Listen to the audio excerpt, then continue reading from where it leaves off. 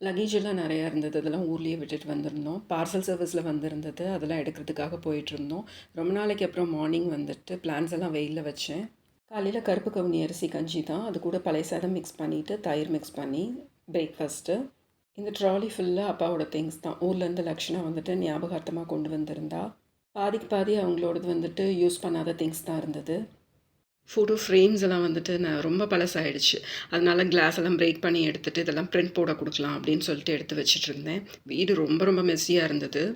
நெறைய கிளாஸ் அது வந்துட்டு உடைக்கிறதே ரொம்ப கஷ்டமா இருந்தது. அதெல்லாம் தனியா ஒரு கவர்ல எடுத்து குப்பையில போடுறதுக்காக எடுத்து வச்சுட்டுருந்தேன். அப்பாவோட புக்ஸ் வந்துட்டு ஏகப்பட்டது இருந்தது. அதில கொஞ்சம் மட்டும் எடுத்துட்டு வந்தோம். அதில என்னோட ரொம்ப ரொம்ப ஃபேவரைட் சாய் சச்சரிதம் இருந்தது. இந்த வேலையெல்லாம் முடிச்சுட்டு அதுக்கப்புறம் ஈவினிங் பிரிண்ட் போடுறதுக்காக ஃபோட்டோஸ் எல்லாம் எடுத்துட்டு போயிருந்தோம். இந்த வேலையெல்லாம் முடிக்கிறதுக்கு எப்படியும் ஒரு 4 டேஸ் ஆகும்னு நினச்சேன். 2 டேஸ்லயே எல்லாம் கடகடன்னு முடிச்சாச்சு. மூல முடுக்குல இருந்த அப்பாவோட திங்ஸ் எல்லாம் கலெக்ட் பண்ணி கொண்டு வந்தாச்சு.